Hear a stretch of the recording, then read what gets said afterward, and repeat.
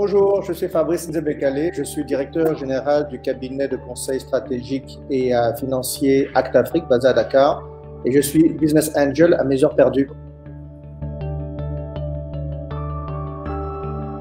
Alors un Business Angel, c'est un individu qui investit de son argent et de son temps dans des startups, dans des entreprises. La majorité des Business Angels ne font pas cette activité pour de l'argent, c'est la passion qui les guide et c'est pour ça qu'ils investissent non seulement du temps, mais qu'ils ouvrent des portes pour l'entrepreneur dans lequel ils ont investi. Il y a déjà les clubs de Business Angels qui ont en général des pages Facebook, des sites internet, des comptes Twitter. Sinon, il y a l'association panafricaine des réseaux de Business Angels. Et puis, c'est par le networking, donc discuter régulièrement avec des gens, faire savoir qu'on est à la recherche de financement et de proche en proche, on arrive à tomber sur un Business Angel. Il faut savoir bien présenter son projet pour convaincre le Business Angel de son intérêt. Les Business Angels ne se baladent pas avec une carte Business Angel ou bien Business Angel écrit sur leur front. Donc, la personne qui est à côté de vous dans le taxi, la personne qui est à côté de vous dans un ascenseur, la personne qui est à côté de vous dans une salle d'attente chez un médecin peut être le Business Angel que vous recherchez depuis longtemps. Ça dépend de chaque Business Angel. Certains sont prêts à investir lorsqu'il s'agit encore d'une idée. D'autres préfèrent attendre ce qu'on appelle le minimum viable product. C'est lorsque le produit, le service a été élaboré et fonctionne, ou le prototype fonctionne. D'autres vont dire, OK, je veux non seulement que le minimum viable product soit réalisé, mais je veux qu'il y ait déjà des clients, même si ce n'est qu'un seul client, mais je veux que le marché ait démontré qu'il est prêt à acheter ce produit. Il est important de discuter avec eux pour comprendre leur motivation et à quel moment ils sont prêts à intervenir. Pour moi, le premier critère d'éligibilité d'un bon projet d'investissement, c'est que le projet est viable. Le deuxième critère d'éligibilité d'un bon projet d'investissement, c'est de comprendre le problème que l'entrepreneur essaie de résoudre avec son projet. Le troisième critère d'éligibilité, c'est de savoir si, une fois que j'ai compris le problème que l'entrepreneur essaie de résoudre, maintenant c'est de savoir si le projet de l'entrepreneur est la solution, apporte une bonne solution au problème qu'il essaie de résoudre. Le quatrième critère d'éligibilité, selon moi, c'est le business model. Est-ce que l'entrepreneur comprend ce qu'il veut vendre, à qui il veut vendre et comment il veut le vendre? Est-ce que ça s'articule bien? Est-ce que c'est logique? Le dernier critère d'éligibilité d'un bon projet d'investissement pour moi, c'est l'entrepreneur. Bien souvent, un business angel investit dans l'entrepreneur plutôt que dans le projet parce qu'il se dit si l'entrepreneur a la bonne attitude, a le bon mindset, a la bonne éthique, la bonne valeur de travail, qu'il est passionné par son projet, s'il fait bien ce projet ou s'il ne fait pas bien, c'est parce qu'il se sera donné à fond, c'est parce qu'il aura tout mis dans la réalisation de son projet. Et s'il échoue, c'est peut-être pour des circonstances autres que celles liées à l'entrepreneur lui-même.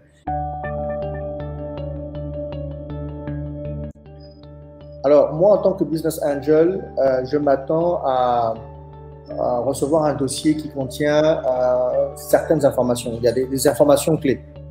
La première information qu'un dossier solide doit contenir, selon moi, c'est des informations sur la valeur commerciale du produit ou du service. Est-ce que la start-up répond à un besoin clairement identifié? Est-ce que la start-up propose une solution qui est différente de ce que d'autres produits et services déjà sur le marché offrent? Deuxième information importante, selon moi, c'est des informations sur la taille du marché qui est visée par l'entrepreneur. Est-ce qu'il y a des possibilités d'extension, d'expansion localement, régionalement ou même continentalement? La troisième information qui est importante à mes yeux, c'est est-ce que le produit ou le service peut passer à l'échelle? comme les Anglais disent, à ce qu'il est scalable. L'autre information qui est importante pour moi et qui doit être dans un dossier solide, c'est le modèle de revenu. Est-ce que dans le modèle, la présentation, je comprends le modèle de revenu, je comprends comment la startup va croître, comment elle va générer des revenus. L'autre information qui est importante, c'est la présentation de l'équipe.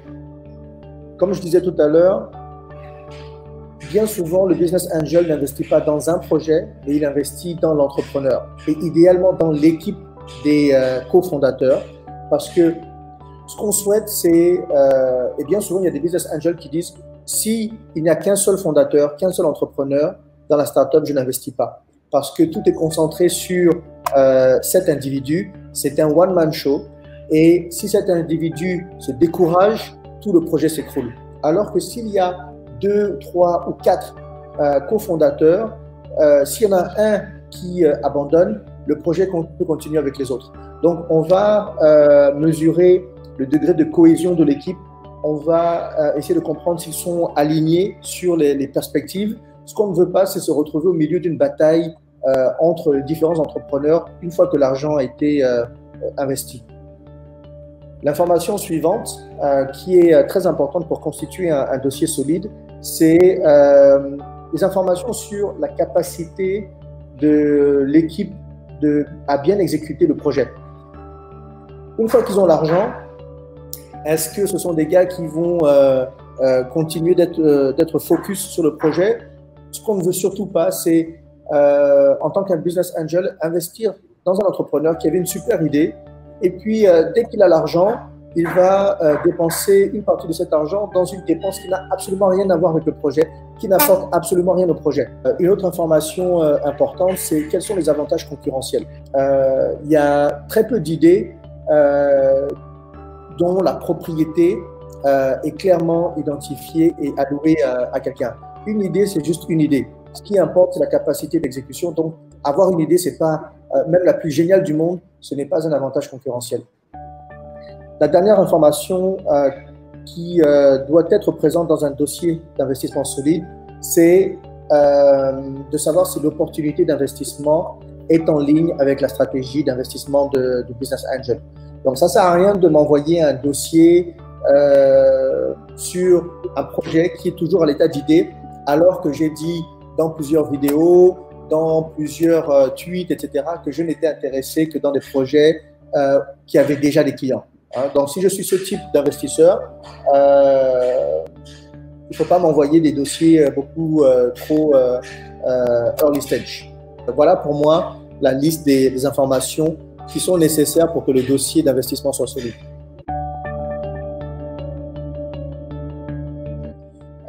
On a des affinités différentes, on a un appétit pour le risque différent.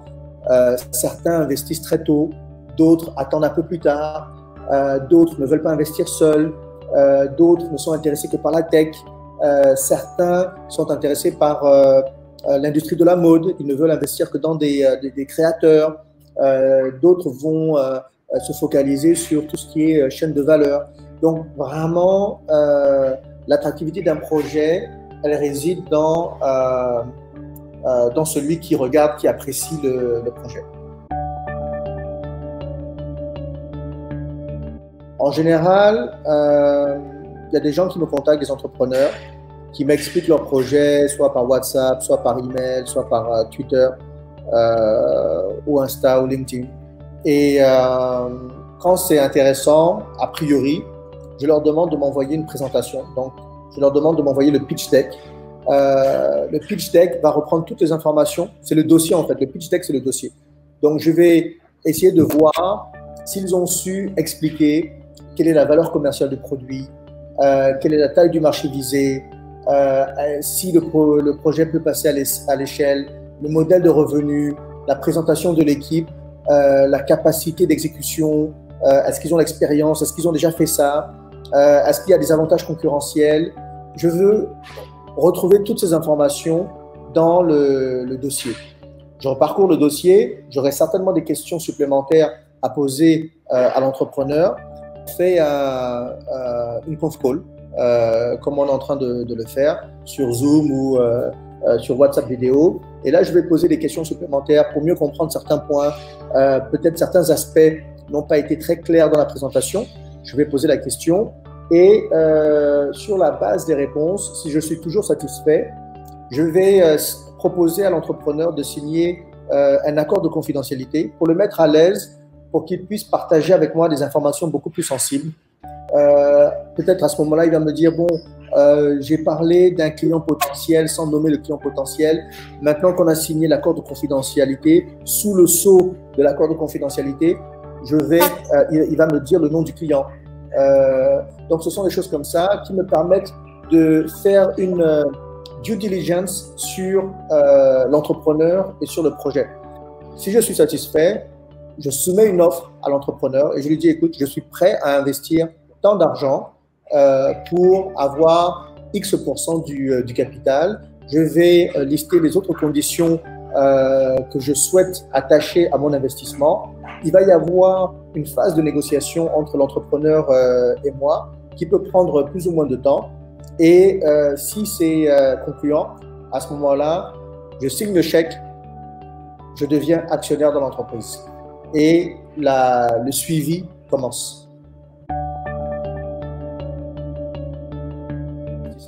Ça peut aller très vite. En un mois, voire 2 mois maximum, je peux décider d'investir. Mais ça suppose que l'entrepreneur est réactif et que l'entrepreneur a les réponses aux questions que je lui pose, que quand je fais la due diligence, il aura toutes les informations que je souhaite avoir. Quand ce n'est pas le cas, bien sûr, ça allonge la prise de décision. Et puis, l'autre chose qui allonge la prise de décision, c'est quand on n'est pas seul à décider. Quand vous êtes dans un club d'investisseurs avec plusieurs, vous devez vous mettre d'accord sur le choix de l'opportunité. Vous devez poser des questions ensemble. Tout le monde doit se faire son idée sur l'investissement. Vous devez vous accorder sur la proposition d'investissement. Donc, ça peut prendre beaucoup plus de temps.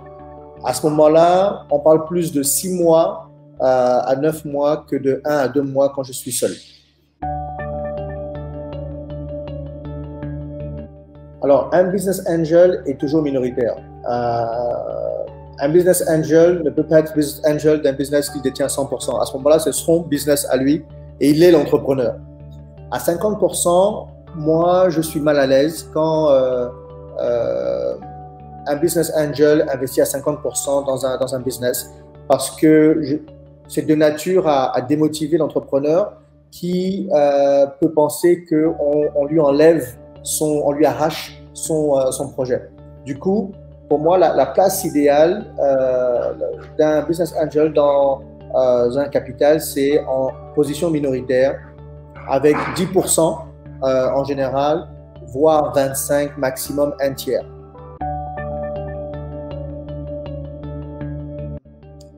Le plafond est individuel. Chaque business angel a son plafond maximum d'investissement. Moi, je peux décider que mon plafond sera de 500 000 par projet. Quelqu'un d'autre va dire non, moi je suis prêt à mettre 10 millions de francs CFA par projet. Ça dépend. Moi, ma stratégie d'investissement, Fabrice, c'est de mettre de petits tickets dans plusieurs projets pour atteindre un certain niveau de diversification. Moi, je recommande à tous les business angels d'être conscients de ça. L'argent qu'on met initialement n'est jamais la dernière somme qu'on va mettre dans le business. Il faut être prêt à rajouter au pot dans tous les cas de figure. Premier cas de figure, on a investi initialement, ça a du mal à décoller. Il faut soutenir l'entrepreneur pour lui permettre de traverser cette mauvaise passe. Parce qu'on pense toujours que le projet est viable, c'est toujours une bonne idée, mais là, il y a quelques problèmes, donc on rajoute au pot. Autre cas de figure beaucoup plus positif, le projet marche tellement bien que du coup, les perspectives financières qu'on avait élaborées sont totalement dépassées, il faut investir, il faut rajouter au pot. Donc, il faut toujours être prêt à rajouter. Il arrive très très rarement qu'on mette de l'argent une seule fois et qu'on n'ait plus à réinvestir dans une même startup. Alors, la première manière et la plus évidente, c'est qu'on met de l'argent, donc on investit son argent. La deuxième manière, c'est le temps. Moi, je consacre beaucoup de temps, j'accorde de mon temps à l'entrepreneur. Je me considère un peu comme un coach en développement de l'entrepreneur et en développement de son entreprise. Et ça nécessite du temps que je prends sur mon temps libre. L'entrepreneur va m'appeler parce qu'il a une question sur le droit. Je ne suis pas un juriste, mais ça fait plus de 20 ans que j'ai commencé ma carrière. J'ai vu énormément de contrats, des contrats en droit anglais, en droit français, en droit WADA. Donc, j'ai un minimum de connaissances du droit. Je peux répondre à sa question. Si ça devient un peu plus compliqué, je peux le référer à quelqu'un d'autre. Parce que j'ai maintenu une certaine distance vis-à-vis du projet, je ne suis pas dans l'opérationnel. Je peux avoir le recul nécessaire pour donner mon idée et pour le guider. La troisième manière, qui est tout aussi importante que la deuxième, c'est que je lui ouvre des portes, je le mets en relation avec d'autres personnes qui peuvent lui apporter quelque chose. Chaque business angel suit son investissement à sa manière. Moi, ce que j'ai retenu, c'est que l'entrepreneur, déjà, il faut le laisser ou la laisser travailler, être complètement concentré sur son projet. Si on commence à mettre des contrôles avec du reporting toutes les semaines, tous les mois, c'est du temps en moins qu'il passera sur son projet. À ce stade-là, le plus important, c'est pas d'avoir un reporting nickel, comme si vous aviez investi dans une boîte qui fait 10 milliards de francs CFA. C'est pas du tout ça le point. Donc, il faut suivre l'investissement, mais sans que ce soit perçu par l'entrepreneur comme du contrôle intrusif, intempestif. Donc, moi, mon suivi, va être beaucoup plus informel. Ça peut être par WhatsApp, ça peut être par téléphone. Par exemple, lors d'une conversation, si l'entrepreneur me dit qu'il va voir un client potentiel dans quelques jours, après, je vais lui envoyer un message pour dire alors comment ça s'est passé, raconte-moi, peut-être que tu pourrais faire ceci, peut-être que tu pourrais faire cela. Vous deviez atteindre telle étape dans le projet il y a 2 semaines, où est-ce que vous en êtes, etc. Je vous donne des conseils. Il ne faut pas qu'il se sente contrôlé par une force obscure, même si c'est légitime, parce que le business angel a investi son argent. Il faut le laisser être concentré, mais trouver la bonne manière d'avoir les informations essentielles sur la bonne marche ou pas du projet. Alors, pour devenir un business angel, il suffit de dire « Je suis business angel, je suis prêt à risquer mon argent et à le perdre pour soutenir des projets entrepreneuriaux. » Après ça, c'est tout. Il n'y a pas d'école de business angel, il n'y a pas de certificat, il n'y a pas de formation. Pour investir, pour être business angel, on n'a pas besoin d'avoir des millions à investir. Quelqu'un qui investit 50 000 francs dans un petit commerce qui est lancé par un entrepreneur, c'est un business angel. Business angel, c'est une activité qui existe même chez nous depuis très longtemps. Simplement, ça ne s'appelait pas business angel. On disait, bon, on va aller voir un parent. Le parent en question, c'est un business angel. Donc, il n'y a pas de formation. Tout le monde peut être business angel. Il faut juste savoir que investir dans des startups, investir dans des entreprises, c'est une activité risquée. Donc, n'allez pas emprunter pour investir parce que vous voulez être business angel. N'allez pas vendre votre voiture pour être business angel. Moi, ce que je recommande, c'est que le business angel investit son excédent d'épargne. Il a de l'épargne pour s'assurer contre les mauvais jours et sur cette épargne-là, il va prendre une petite part pour investir parce qu'il est prêt à perdre cette petite part. Il ne va pas investir toute son épargne parce qu'il n'est pas prêt à investir toute son épargne. Donc, n'importe qui peut être business angel. Il y a des rudiments qu'il faut acquérir, mais ça vient avec le temps. Il y a des webinaires en ligne. On n'a pas besoin d'avoir suivi ces webinaires pour commencer à être business angel.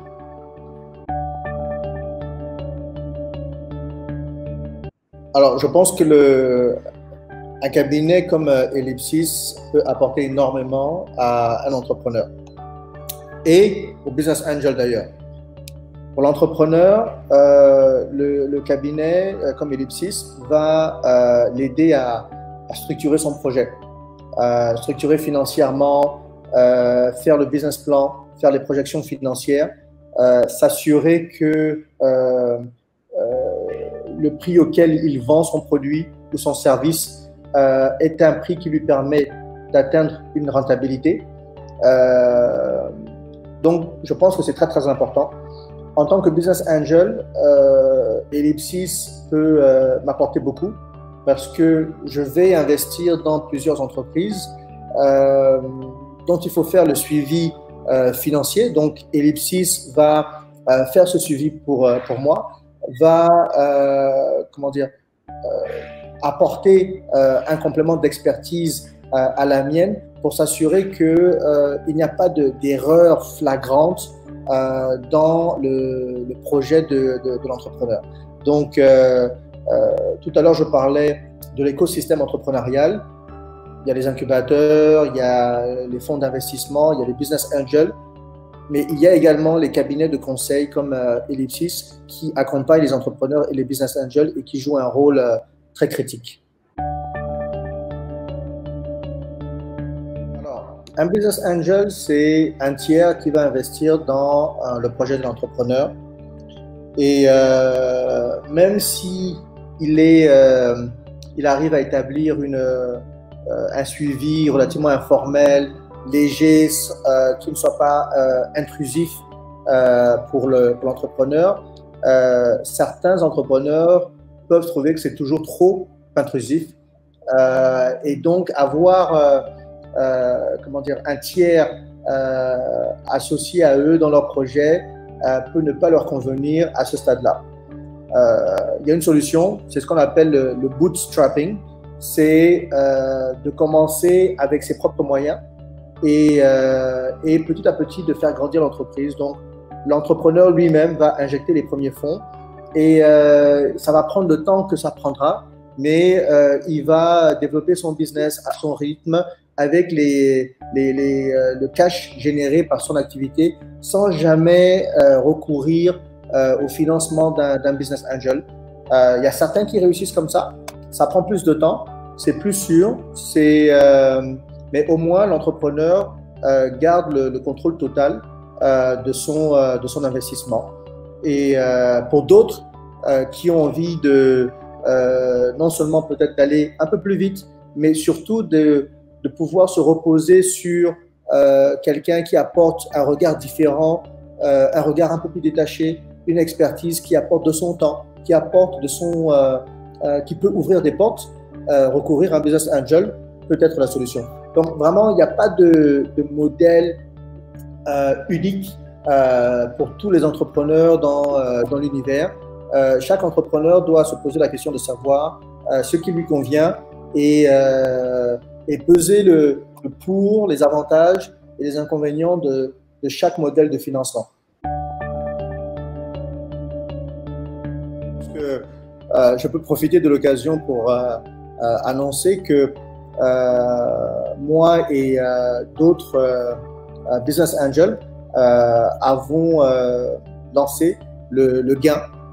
C'est le nom que nous avons donné à ce business angel, c'est le GAIN, le Gabon Angel Investor Network, pour fédérer les business angels, pour offrir une plateforme aux entrepreneurs qui cherchent des business angels, pour vulgariser auprès de personnes qui pourraient être business angels l'activité de business angel, pour la vulgariser auprès des autorités, des pouvoirs publics, pour leur montrer que le business angel, c'est un maillon très important dans la chaîne de développement et de financement de l'entrepreneuriat. Donc, avoir des incubateurs, c'est important. Avoir des business angels, c'est important parce que ce sont eux qui mettent l'argent au démarrage du projet, avant les fonds d'investissement, etc., etc., etc. Donc, c'est très important que dans l'écosystème, on rajoute cette pièce maîtresse qui est le business angel. Et c'est ce qu'on veut faire avec le GAIN, G-A-I-N, Gabon Angel Investor Network.